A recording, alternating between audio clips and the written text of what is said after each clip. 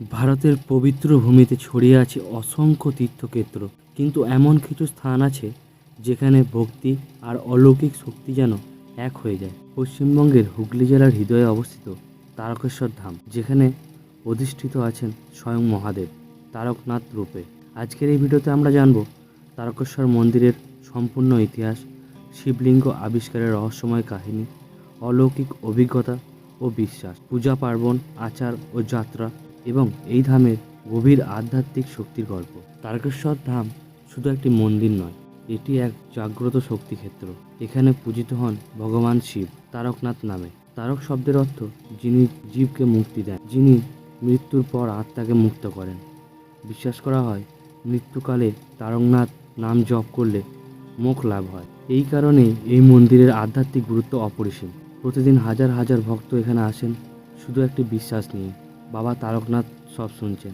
ইতিহাস কিভাবে শুরু হলো এই পবিত্র ধামের, চলুন ফিরে যাই প্রায় 300 বছর আগে।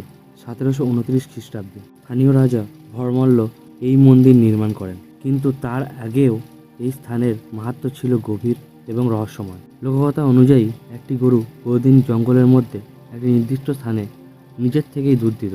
প্রথমে কেউ বিষয়টি গুরুত্ব দেয়নি, কিন্তু একদিন গ্রামের এক রাখাল এই দৃশ্য দেখে অবাক হয়ে যায়। পরদিন গ্রামবাসীরা সেই জায়গা ঘুরে দেখতে পায় একটি শিবলিঙ্গ। এই শিবলিঙ্গই আজকের তারকনাথ।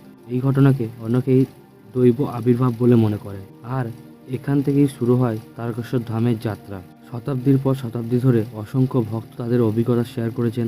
কেউ বলেছেন তাদের কঠিন রোগ ভালো হয়েছে, কেউ বলেছেন অসম্ভব ইচ্ছাও পূরণ হয়েছে, আবার কেউ দাবি করেছেন স্বপ্নে বাবা তারকনাথের দর্শন দিয়েছেন। বিশেষ করে শ্রাবণ মাসে এখানে ঘটে এক অসাধারণ দৃশ্য। হাজার হাজার ভক্ত গঙ্গা থেকে জল নিয়ে খালি পায়ে কিলোমিটারের পর কিলোমিটার হেঁটে আসেন।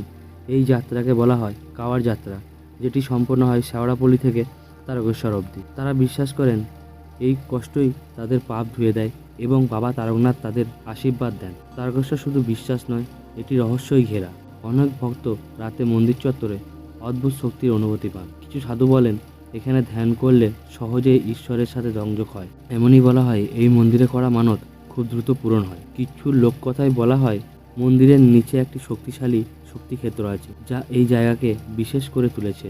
এই মন্দিরে প্রতিদিন নিয়ম মেনে পুজো হয়। ভোরবেলা মঙ্গল আরতি দিয়ে শুরু, সারাদিন জুড়ে জল ও বিল্লপত্র দিয়ে শিবলিঙ্গ অভিষেক, সন্ধ্যায় আবার আরতি। বিশেষ উৎসবগুলো হলো মহাশিবরাত্রি সবচেয়ে বড় উৎসব, শ্রাবণ মাস লক্ষ লক্ষ ভক্তের সমাগম, চৈত্র সংক্রান্তি গাজন ও চড়ক পূজার সাথে যুক্ত। এই সময় মন্দিরে এমন ভিড় হয় যা চোখে না দেখলে বিশ্বাস করা কঠিন। তারকেশ্বর ধাম যাওয়া খুবই সহজ। হাওড়া থেকে সরাসরি লোকাল ট্রেনে, কলকাতা ও আশেপাশের এলাকা থেকে বাস, ব্যক্তিগত গাড়িতেও সহজে যাওয়া যায়। স্টেশন থেকে মন্দির খুব কাছেই অবস্থিত। তারকেশ্বর ধাম শুধু একটি ধর্মীয় স্থান নয়, এটি একটি আধ্যাত্মিক অভিজ্ঞতা। এখানে এসে অনেকেই মানসিক শান্তি খুঁজে পান, কেউ জীবনের নতুন দিশা পান, আবার কেউ নিজের ভিতরের শক্তিকে অনুভব করেন। শাস্ত্র অনুযায়ী তারকনাথ নাম উচ্চারণ করলে জীবনের বন্ধন থেকে মুক্তি পাওয়া যায়। তারকেশ্বর ধাম একটি জায়গা যেখানে বিশ্বাস আর অলৌকিকতার একসাথে বাস করে। যদি আপনি কখনো অনুভব করতে চান প্রকৃত ভক্তি, ঐশ্বরিক শক্তি আর জীবনের গভীর রহস্য, তাহলে একবার অবশ্যই আসুন এই পবিত্র ধামে। ভিডিওটি ভালো লাগলে লাইক, শেয়ার এবং সাবস্ক্রাইব করতে ভুলবেন না। বলবম হর হর মহাদেব।